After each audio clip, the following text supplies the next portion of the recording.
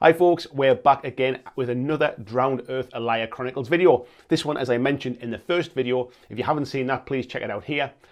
The first one was basically the demo scenario. This one carries on from the end of that first scenario and is a bit more in-depth. It sees all four characters taken to the game, and it also gives us a few kind of branching story arcs as well a little bit. So it really does demonstrate the game in a little bit more full. If you'd like to back this Kickstarter, please check it out. It's available from today if you're watching this on the day of launch, which is Tuesday the 5th of May. But I'll put a link to it down in the description. Please also remember these are all prototype bits and pieces. It's not exactly what you'll get if you back the Kickstarter. Without further ado, let's take you into the gameplay. So here we are in the second part of the prologue in Scenario B, which is titled Rescue. Now with your full crew assembled, Captain Brack informs you that the Gaddafi's daughter will sail on the second tide tomorrow. In the meantime, he's off on a short expedition to investigate a pre-fall crash site he found while scouting several days ago. So this scenario uses all four characters now. From left to right there, we have the Brawler, we have the Scout, we have Tough, and we have Marksman. And these are sort of specifically not named so that you can name them yourself in your very own games of Ulaya Chronicles. So the map has been laid out according to the map. I'll show a very brief show of it on the screen here. And you'll see this time there's a few different things. So we have these blue tokens, which we had in the first scenario, which are the ambush tokens, which will flip to red the first time they do anything, and then we'll flip to whatever we roll on the spawn table. I'll come on to that now. So on this spawn table, you can see that if we roll a 1 or a 2, nothing happens. If we roll a 3 to a 5, a Dilophosaur appears there. If we roll a 6 to or a 7, it's a Dilo Alpha, and if it's an 8 to a 10, we will spawn a Utahraptor. You can also see we have some purple tokens here, and again remember these are, I just made these tokens, and these are just for prototype purposes. Those purple tokens there are the objective tokens, and they'll be part of this scenario, and you'll also see the yellow or orange tokens here. These are the spawn tokens, and at some points during the game we will get some dinos that spawn from there. So we'll start by reading the prologue card here, which is Prologue To Rescue. The crash site isn't hard to find. A great scar through the jungle indicates where it fell, presumably after hundreds of years in orbit. As you close in on the wreckage, you hear the chattering of predatory dinosaurs. Proceed with caution. And here you can see the crashed ship here as well. And we start on the board with 2 of the Utahraptors. So our first objective is to find him. The first step in finding Captain Brack is investigating the crashed ship. And we must immediately flip this card when you're in base-to-base contact with the ship and spend an action point to investigate it. So again, that's the ship there. Our deployment point here is between, there's a mark there, I'm not sure if I'll show it on camera, but there's a mark here and a mark here. And this is basically our deployment zone. So the idea is we have to get at least one of our sort of crew across in base-to-base contact and use an action point to interact with the ship. Our alert card here, or heat card rather, is Uta Territory. It appears that the crash ship is the territory, it appears the crash ship is the territory of a family of Utahraptors. At the beginning of each turn, place a heat token on this card, and we immediately flip this card if we've killed 2 Utahraptors. So, seems pretty straightforward.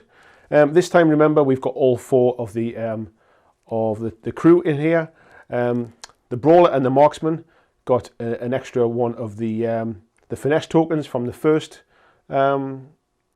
scenario. It also said to give finesse tokens to anybody else in your crew, and we still have all 3 synergy points. So we're looking pretty good at this point in time. So let's make a start.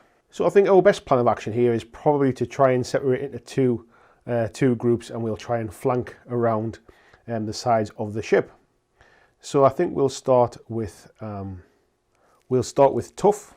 Now Tough has an ability which to spend one finesse token, to re-roll all failed armor dice. So as you can tell by the name, she's the tough one. She has a weapon which is a shotgun, which does 2/4 damage and creates noise. Noise we didn't touch on in the first scenario, but no doubt it will come up in this one.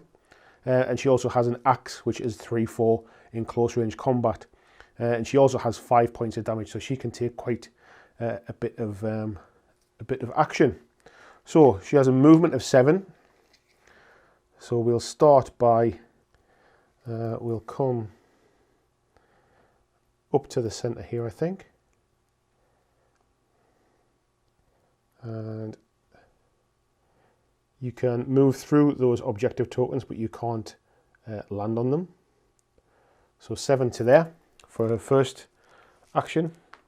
And of course, any ambush markers within 5 would hit from movement.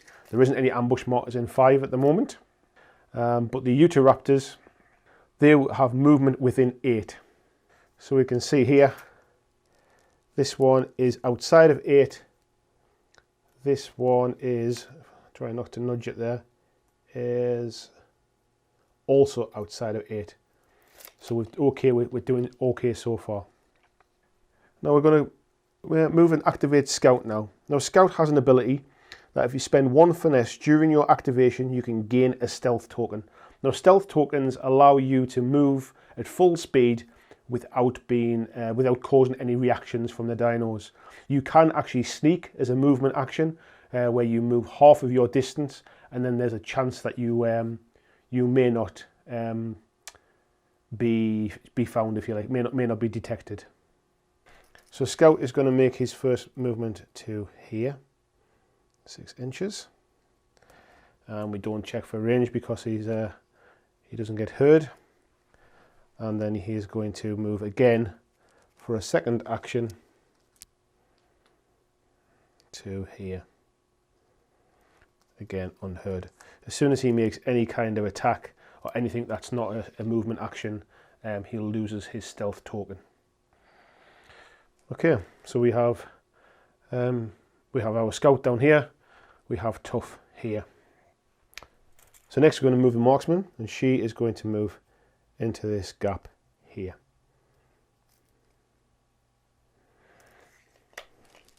So that's 1 point from her. Now we check ranges. So Utahraptors, any movement within 8, it is 6 inches to her there. So this Utahraptor here will react. It's going to move 6 inches towards the active model, and then it's going to attack. So I think it's going to be out of range, which is helpful for us. 2 inches in this direction, 1 inch in this direction, another inch to here, that's 4, and then 2 to here. Just put that there. So the next part of its action is it would attack. However, it can't attack because it's not in base-to-base contact. Utahraptors don't have a ranged attack. Now I think what we'll do is we'll use a second action for the Marksman, and she is going to do a ranged attack with her bow. So her bow, we know, has a range 11. It's within range, and she is rolling on her marksmanship, which is a 7. The Utahraptor has to try and dodge, which is a dexterity roll. So that is a 6. It can only dodge because it has no ranged attack. So 6 for the Utahraptor and 7 for the Marksman.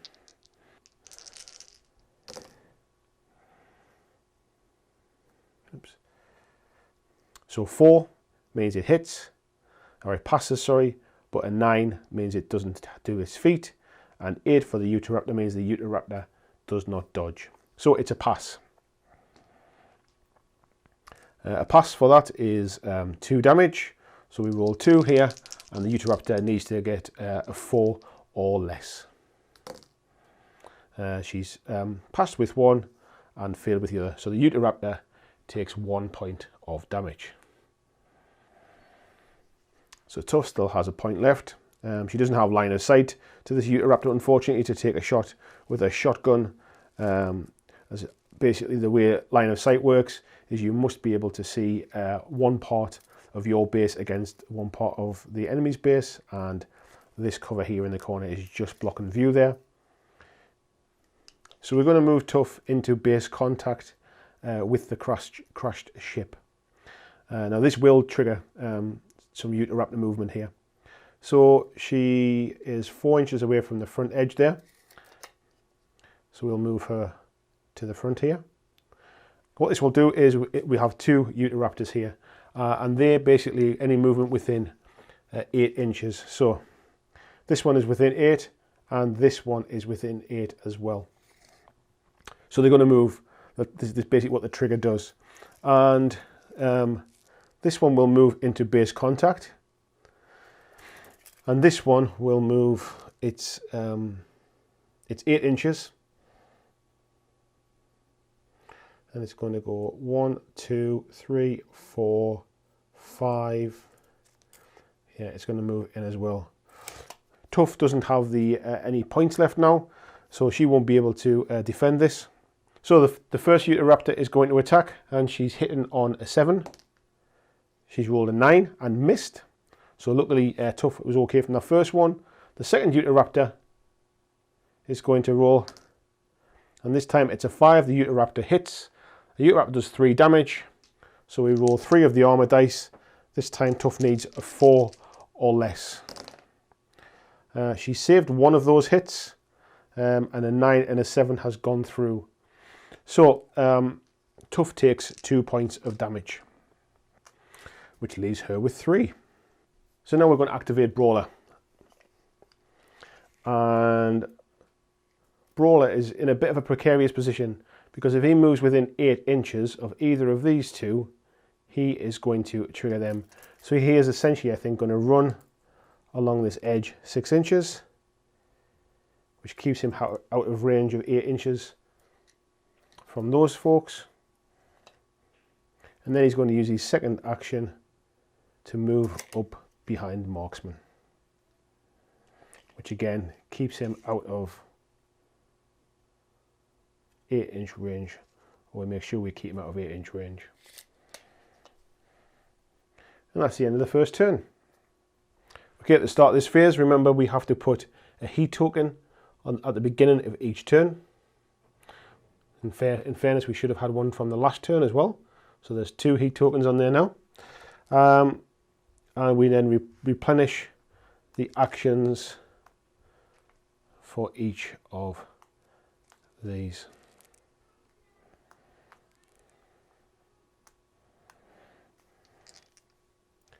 So Tough now is going to spend 1 point of her action to attack this Utahraptor. She is outnumbered, so she loses 1 from her combat score. However, the other Utahraptor doesn't attack as part of this. The Utahraptor that she is attacking would react with a normal combat attack as well. So Tough loses 1 point for being outnumbered, so goes down from 6 to 5, and the Utahraptor is on 7.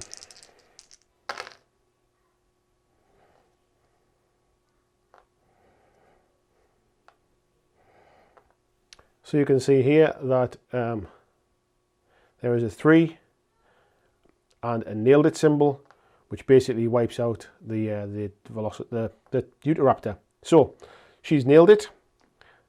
Her axe does 4 points of damage. So we roll the 4 armor dice, trying to get 4s. And we've got a 3, a 1, a 7, and a 9. So in this instance, 2 points of damage go through to the Utahraptor, leaving her on 1 point of damage. For the next action, we're going to move Scout, and he does not trigger any of these tokens because he's currently in stealth mode. So basically, he's going to move 3 inches to here, and then another 3 inches to here, which is his 6 inches. Again, staying in stealth mode. And then we'll use his second action to get in base contact with the ship. He can't check the ship because you need to use an action point for that. Next action, we're going to activate Brawler, and Brawler is going to move his 6 inches. Remember from our first video, basically friendly models don't block line of don't block movement. So 4 to here and another 2 to here. This will activate this token, or it will sort of react to it. So this token will flip. Both Utahraptors are within 8 inches, so they will both move and attack and leave tough.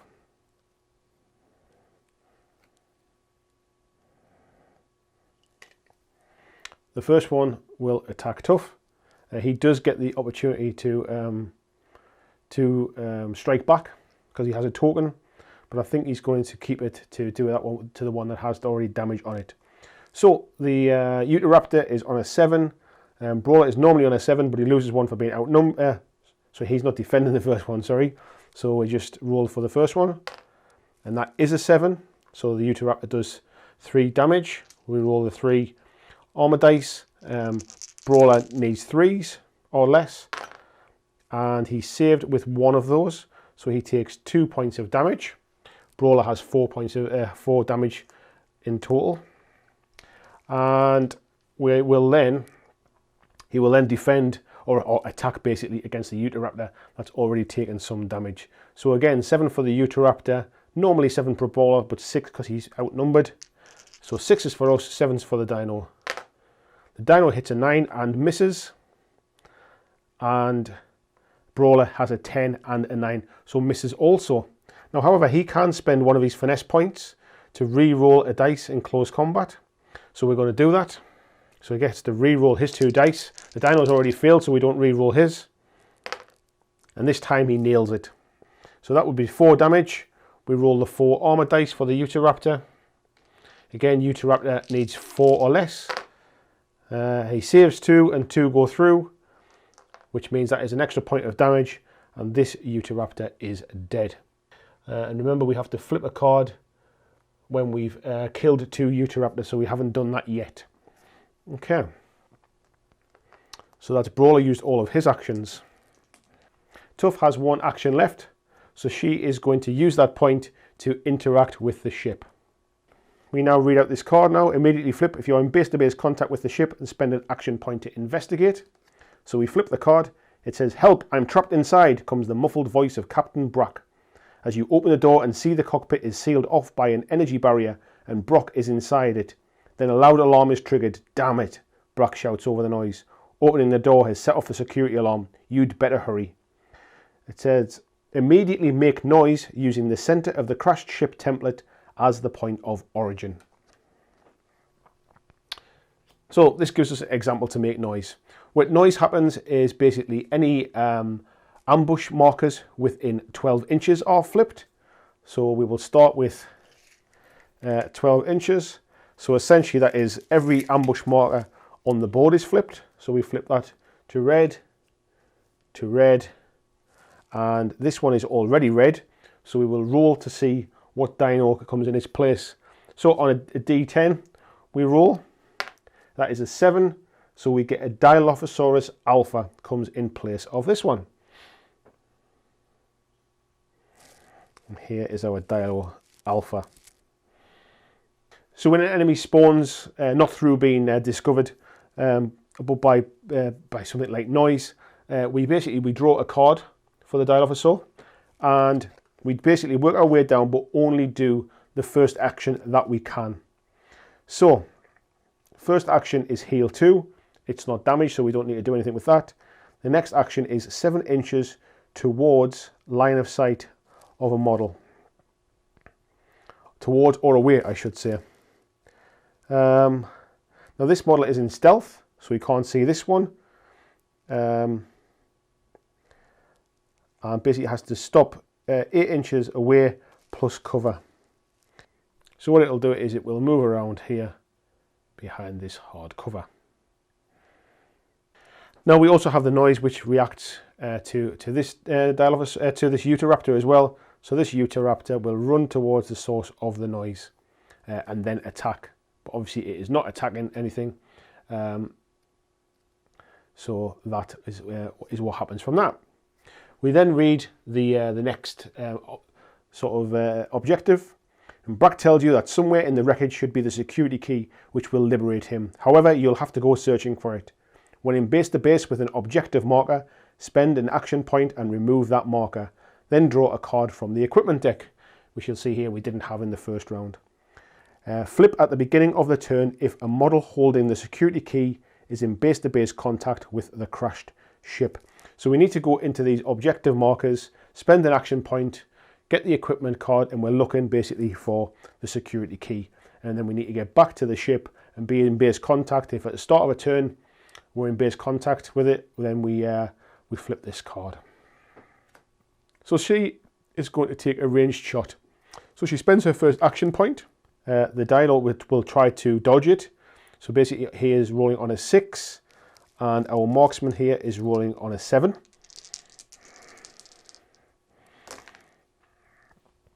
So 2 and 3 means that she's nailed it, and the 3 for the Utahraptor would have meant she'd passed it. However, because we nailed it beats a past result. That means her bow does 4 points of damage, and we need to roll 4 armor dice against 4 or less. She saved one of them. The other 3 have gone through, which puts 3 points of damage onto the Utahraptor.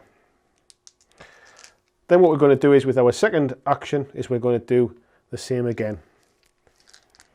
So again, we're talking 7s for the marksman and 6s for the Utahraptor. The Utahraptor has frenzied, which is basically a nailed it. A frenzy result beats everything else, so she will dodge the attack. So that is all of our actions have been taken. We now go back to the start phase. At the start of the phase, we need to put another heat token onto the card, and then we need to put our action tokens, action points back onto our characters. We start with the enemy, so working across the board from left to right. First of all, we've got this Dilophosaur, or Dilo Alpha as it is. So the first thing is it needs to attack a model within 8 inches of line of sight, which there isn't anybody, and then it will move away and stop when it breaks line of sight. So essentially, because it will basically just move back to where it is, nothing happens with that Dilo. And we take a card for the Utahraptor here, and the Utahraptor will move 6 inches towards the closest model and stop when it gets base-to-base contact or gets hard cover. So basically we've got 2 models here, whichever one's the closest. I think looking at this, it's going to be here. So he moves into base-to-base contact. He's going to pierce 1. Now pierce isn't, I don't think pierce is mentioned in the in these sort of alpha test or beta test rules. I'm pretty sure it'll mean that it takes 1 from the armor roll. So the Utahraptor will be rolling on its 7, and Tough really does need to defend this one. So we'll be using one of her action points to do that. So Tough spends an action point. She's attacking back on a 6, and the Utahraptor is on a 7. So the Uta gets a 5. However, Tough gets a 5 and a 7, which means that she's nailed it. Oh, she hasn't nailed it, sorry, she's got a 6. She passes, but she does not nail it. What I'm going to do here is I'm going to spend one of our synergy points to change the number to any die face. So I think I'm going to change this to, let's say, a 2, so that she effectively nails it now. That means the attack goes through. The Utahraptor is now defending, and it is 4 points of armor that the Utahraptor needs to roll. Defend on 4 or less. She saves 1, 3 go through. However, the Utahraptor already had 3 points of damage, so that is a dead Utahraptor. Now remember from our heat card here, once we killed 2 Utahraptors, we had to flip the card.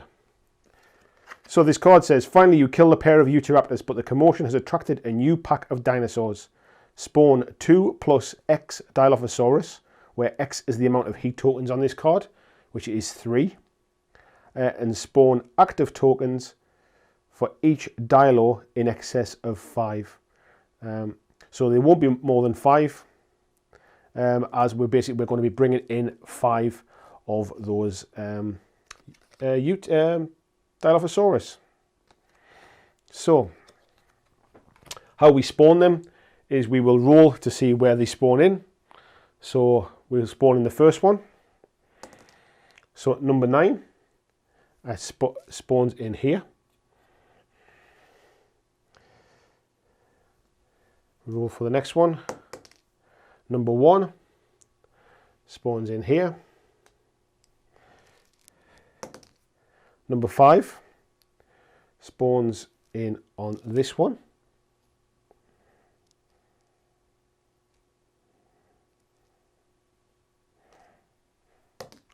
Number 9 again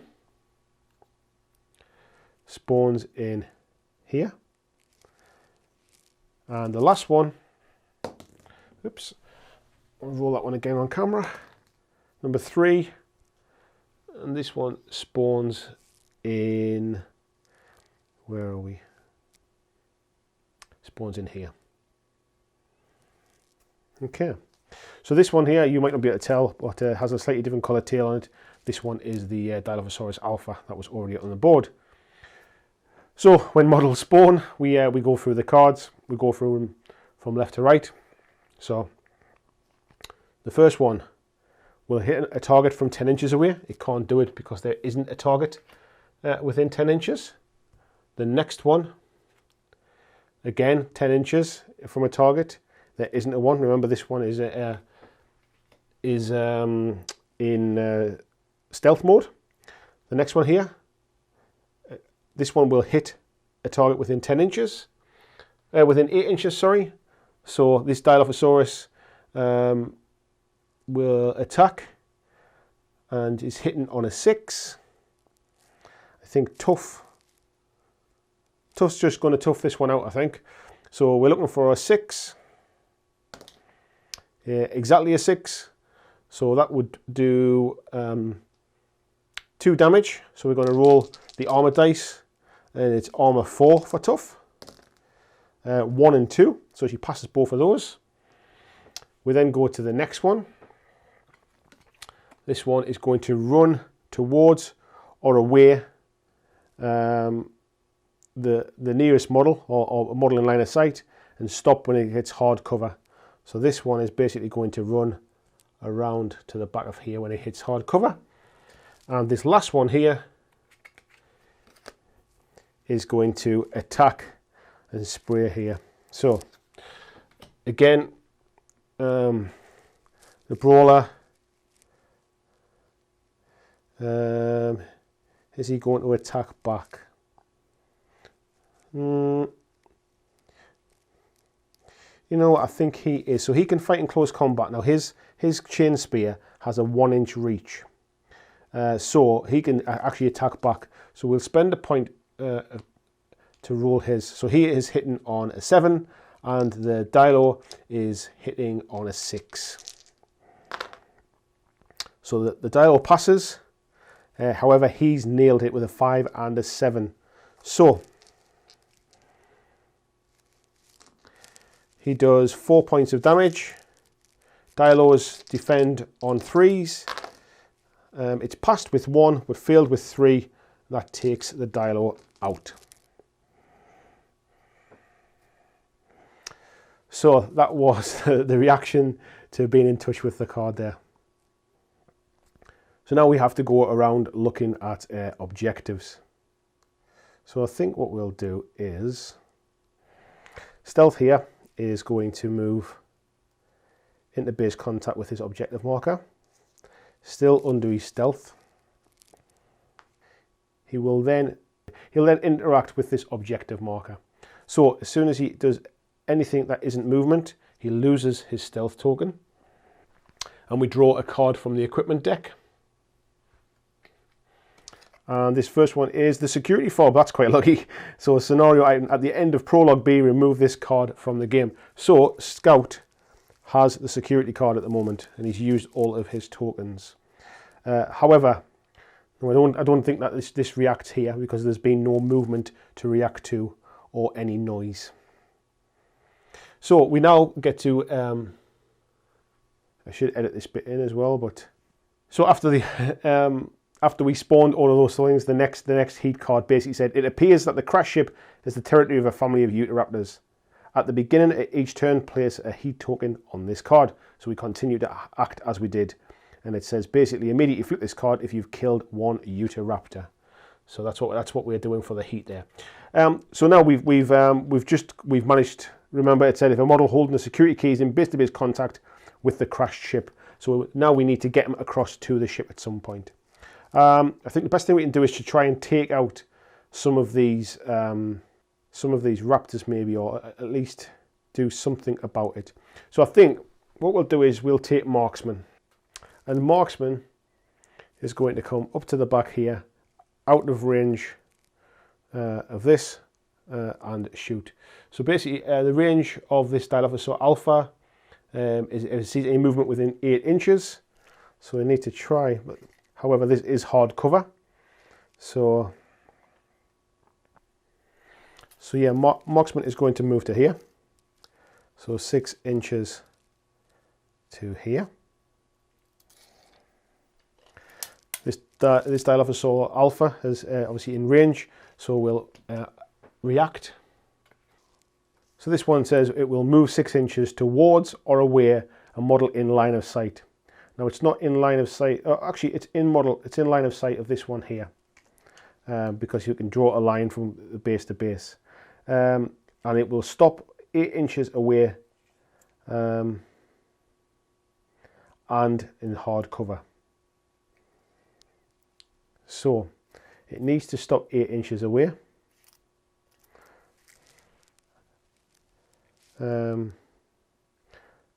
But not break line of sight, which it can't do. So we'll move it 8 inches away to here, to the edge of the board. And then next it says 10 inches, of which they have a range of 12 to be fair. Then it says 10 inches plus stun at this one. So he can't defend it. Scout can't defend. He's got no points left. So he will have to just take whatever comes his way. So we roll for the Dilo. And it's a 3, which is well within its 7 target.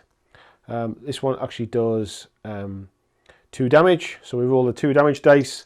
And Scout is defending on a 3 or under. 6 and 9, so he takes 2 points of damage.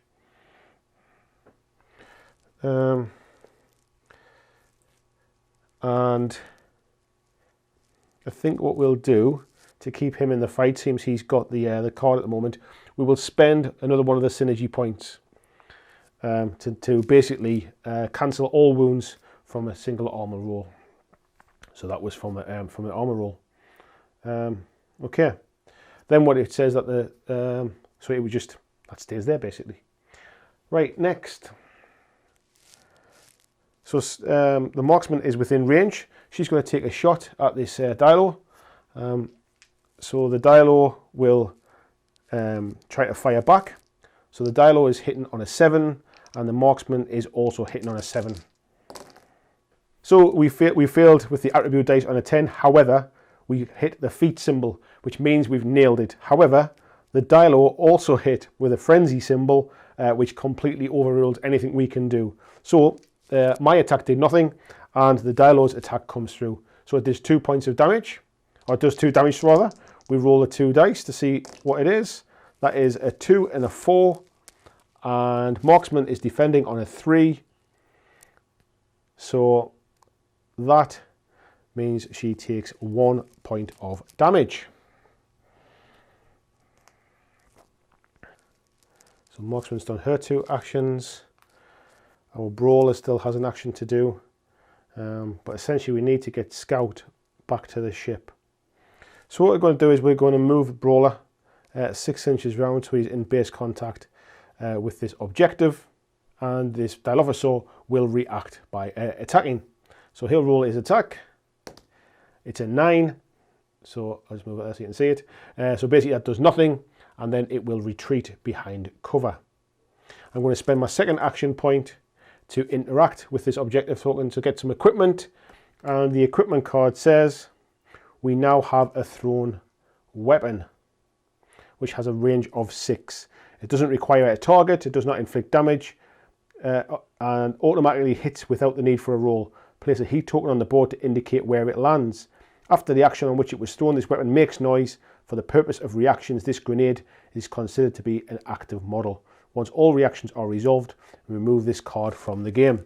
So that is on our brawler. So essentially that is basically, he's going to have a bit of a noise weapon, which may come in handy to clear some space on the board.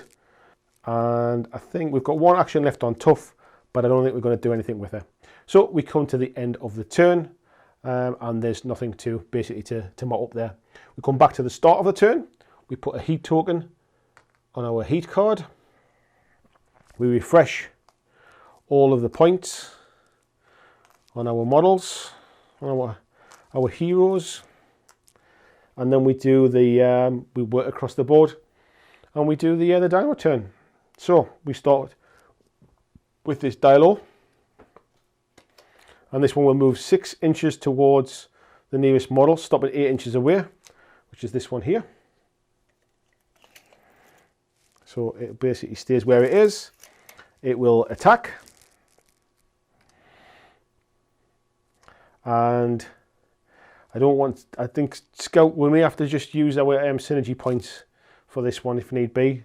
So Scout, it's attacking, sorry, it's Dino Alpha on a 7. It's hit a 2, so it's hit. It does 2 damage. Scout is defending on 3. So 4 and a 6, it takes 2 damage. And Scout can take up to 4. So I think what we'll do is we'll just take that now. Next one is the next Dino. This one basically is going to attack a model within 8 inches, which is Scout again, unfortunately. Again, I don't really want him to use his points, so this is a normal Dino on a 6. It's a 2, which is hit. So he rolls 2 damage dice, 3s he needs. He's saved 1 and another point has gone through. So Scout is looking a little bit shaky now, if I'm honest. He's took 3 points of damage and he only has 4. We turn to the next one. Now we've run out of cards, so we basically take those Dino action cards back, we shuffle them in, and we go back around the deck again.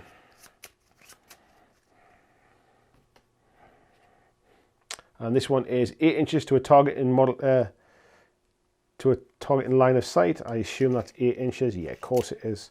So he's going to take another another damage here. He's going to dodge it with his agility test. So the Dino is going to be hitting on a 6. He is going to be dodging on his agility of 7. So he's failed. However, I think it's important that we don't let him die here. So I'm going to spend a point, the last point of synergy, to change the numbered face to any other symbol. So I think we're going to change the attribute die to a 7. What that means is we've both passed. However, my pass is higher than the Dino's pass, which means we get to dodge 1 inch. So dinosaurs, if they dodge, they don't move. However, if characters do, they get to dodge 1 inch, which will move him, not quite in base contact, but we'll move him an inch. And he spent a point to do that. Next one is the one here, basically. So it's saying that heal 2, which he can't do. Move 7 inches towards or away a model in line of sight, which is this one, and stop 8 inches away plus hard cover. So I think what we'll do is we'll move so it's not in line of sight and it's in hard cover. We can't do the last point because we now don't have line of sight. And the last one here will attack a model in line of sight, which it can't do because there aren't any models in line of sight, and then it moves 6 inches towards or away of a model in line of sight or a damaged model, and it stops basically at hard cover. Essentially, it won't do anything this turn. So that's the Dino turn done. We will now spend Scout's point to move. I think we'll move him around his 6 inches. So 2 to here, and then 4 up to here to be in base contact. And then basically he's created the movement. So any movement, models within 8 inches. So we've got 2 there, and that one's just out of range. So these 2 basically will have some movement, will react.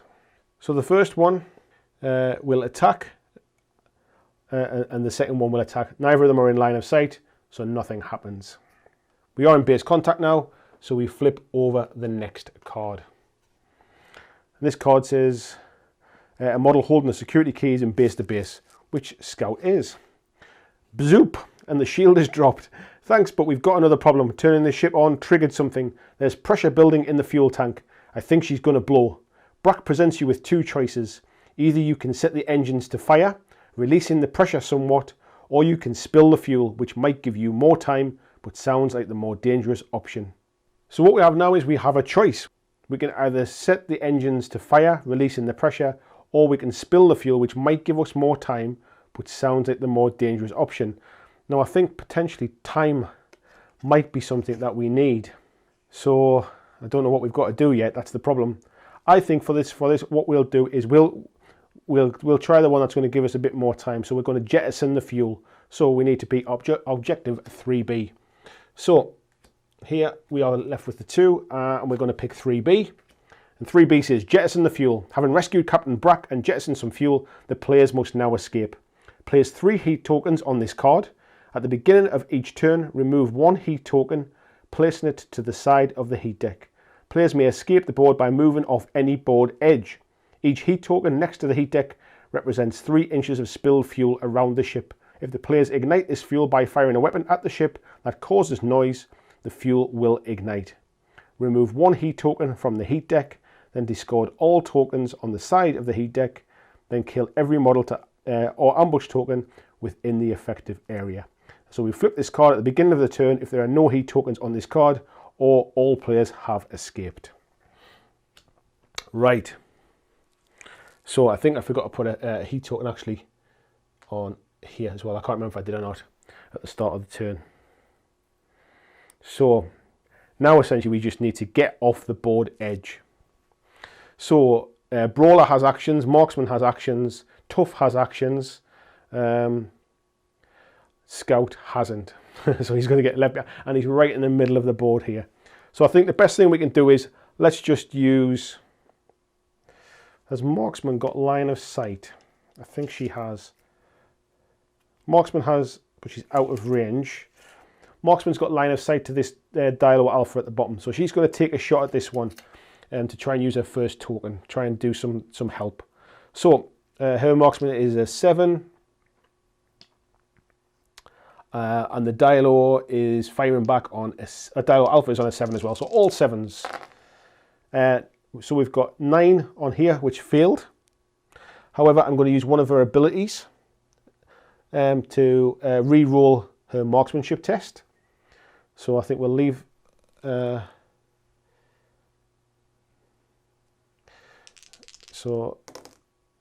a 7 and a 7. So that means that we've nailed it this time instead. Nailed it is 4 damage for her bow. And we'll roll the 4 for the Dialo, save it on the 3, saves 1, 3 go through. Those Dialos only have 2 points of... Oh, sorry, the Dialo Alpha has 3 points of damage, so that Alpha is gone. Phew. And then we'll lose our second token to basically dash off the board. So the Marksman is home and safe at the minute. We're now going to use... we also have to put 3... Forgot about that. We've got to put 3 heat tokens on that one, and we remove 1 off at the start of each turn. So I think what we'll do is Brawler is going to use his weapon, which has a range of 6, and he is going to throw it to here. So I'll just put a little gem there so we know where it is. And basically it doesn't need to roll, it just happens basically. It makes noise. For the purpose reaction, this grenade is considered to be the active model. And so we remove that card from the game once it's done. So it creates noise. So any animal, anything we've got within anything within 12. So we've got no Utahraptors, we've only got Dilophosaurs. So they will all fire at it and then move to cover. So this one will fire at that and then will move to cover here. This one will do the same, fire and move to cover here. This one will be revealed now because it's within 12, I think. Yes, it is. So this one will be revealed. We roll a dice to see what it is on the spawn table. It is a 5, which is a Dilophosaur. So we've got another Dilo comes in. And when they spawn, they react. So we flip a card for it. It moves 7 inches towards or away from its nearest model and then stops for hard cover. There's nothing in line of sight, so we're okay there. The next one flips as well here. So we roll again. That is a 2, which is nothing. So that just goes away. So what that's done, basically he's used an action for that. And now he's going to use his second action to get very close to the edge of the board. And that was was movement, which was it would then fire, but it doesn't have line of sight to the movement, and it's out of is it out of range now? I think basically you react before you do any movement. So that is the brawler done. Tough is going to do the same thing and get moving. So I think Tough's going to come this way so she doesn't create any movement with that one. So we're going to go 6 inches to here, and she's going to come 6 inches, takes us just to the edge of the board. Now we are at the end of the phase now. And so what we do is we move 1 token from that. At the beginning of the turn, we put a heat token on this card. And the flip for that is if we kill the Utahraptor, but there aren't no Utahraptors on the board at the moment. We come back and we give everyone their tokens back. So Tough gets her 2 tokens, Brawler gets his 2 tokens, and Scout gets their 2 tokens as well. And then we activate all the dinosaurs again as well. So this Dilo, again, it's going to shoot at 8 inches, but there's nothing around, so nothing happens. It stays where it is as it moves back into cover. The second one will move 6 inches towards or away from a model and stopping in cover. Again, there's nothing it can. If it stops in cover, it can't see anything. The next Dilo would move 6 inches towards or away from the nearest model, which is this one, and it would stop in inches away and in cover. Oh no, actually, I think it might actually take a shot. So it will move 6 inches towards or away and stop. So 6 inches would move it to here. It still wouldn't get line of sight. So it would move to here. It doesn't have line of sight to here.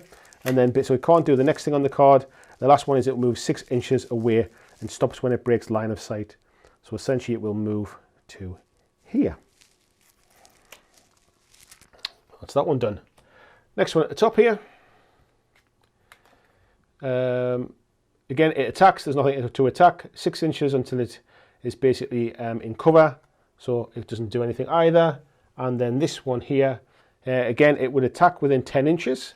Does it have line of sight to, I think it might actually, yes, and it's in line of sight, so it's going to attack. Brawler will defend this one, because he obviously doesn't want to, I think he's going to dodge it with his dexterity of 6. So he wants a 6, the Dilo wants a 6 as well, so 6 is all round.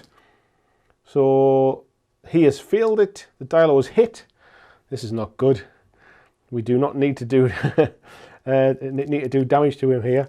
So 2 damage goes through, and he's defending it on a 3. So that is 2 points of damage, which puts him on 4. So, because he has 4 points of damage on his card, when you get down to 0, you flip the card, and he is now injured. Now, what happens is when you're injured, you remove the tokens, and essentially his shooting isn't as good, and his intelligence is not as good either. So, which makes no difference, because to be fair, he's going to run off the board now anyway. So the last thing that Dio did was it would move 6 inches to break